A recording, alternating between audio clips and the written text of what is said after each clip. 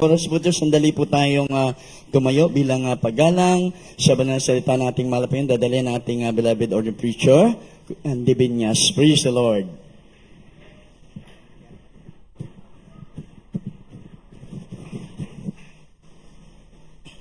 God bless you, ating beloved preacher, Pervin Valenzuela.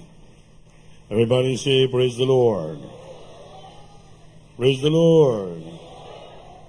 Kaso nga may tayo po'y dumalangin. Opo, dakilang Diyos, sa mabanal, maraming salamat sa dakilang pagkataon. Alam mo sa amin sa araw na ito nga kami ay dinala mo rito pang sambahin ka. Thank you so much, Lord, for the great privilege and opportunity and pray well that today you bring here safe in the sanctuary to offering the sacrifice of praise and worship and thanksgiving to the great name of God. To the first leading prayer delivered the pastor, and when the humble servant delivered love and message of return, I bind Satan cast out in the sweat of my Lord. In Jesus' name, amen. Praise the Lord. Hallelujah. Everybody say, praise the Lord. Mga mahal, first of all, the highest praise. Glory, honor, thanksgiving, and majesty only to our loving God, our Savior, and give the full honor and respect to our dearly beloved noble evangelist, Julius Almeida, dying time prophet of our loving God, and we remember and cheer us the blessed memories and precious teaching of our beloved stand pastor, Lina Almeida, and all beloved children, the whole blessed Almeida family, and I greet also my beloved wife, my children, my co-workers, my co-preachers, and to all of you, my dearest brothers, sisters in Christ, ang sa lahat po ng mga webcast viewer natin sa buong daigdig na antabay ng ating gawain ito sa dako ng CDO, live streaming sa CDO po. Magandang gabi po sa lahat. Palakpakan natin minsanan po ulit ang ating mga Panginoon. Hindi tayo magtagal, mga minamahal. Ating buksan natin Biblia sa the book of Romans, chapter 8, verses 37 up to 39. So, ang ating title sa gamito, Be aware of these things happen.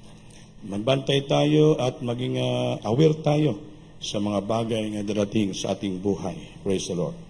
Praise the Lord. Sa Aklat ng Roma, Kabanata 8, ang talata ay 36 hanggang 37. Praise the Lord. Gaya ng susulat, dahil sa iyo kami pinabatay sa buong araw. Kami ay nabilang na parang mga tupa sa batayan. 37. Hindi kundi sa lahat ng mga bagay na ito, tayo'y higit pa sa mga mapagtagumpay sa pamagitan niyaong sa atin ay umiibig. Praise the Lord. Palakpakan po natin ang ating mahal na Panginoon. Romans chapter 8 ba yan? Verse 37 up to 39. Ha? Patuloy sa talatang 38 hanggang 39.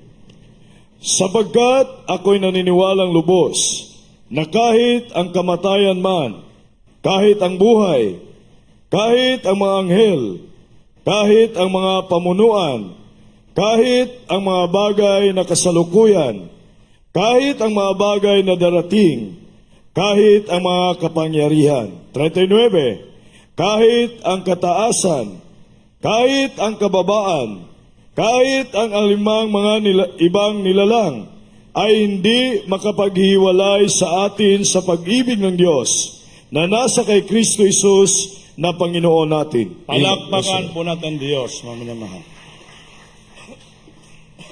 Babantayan natin itong salita ng Diyos, mga minamahal. Sabi dito, na in all these things we are more than conquerors through Him that loved us. Lahat tayo ay mga more than conquerors. Kung sa Bisaya, mga mandadaog. Amen? Dahil sa pag-ibig ng Diyos na nandito sa atin.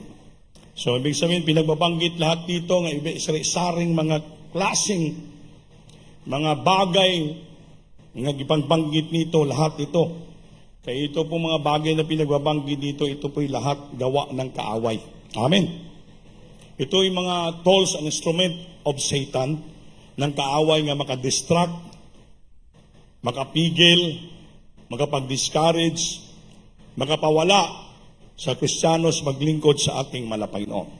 Ngunit sabi ni Apostol Pablo, itong lahat ay walang makapagpahiwalay sa akin sa pag-ibig ko sa Diyos. Dahil sa ating mahal na Panginoong Hesukristo. Palakpakan natin.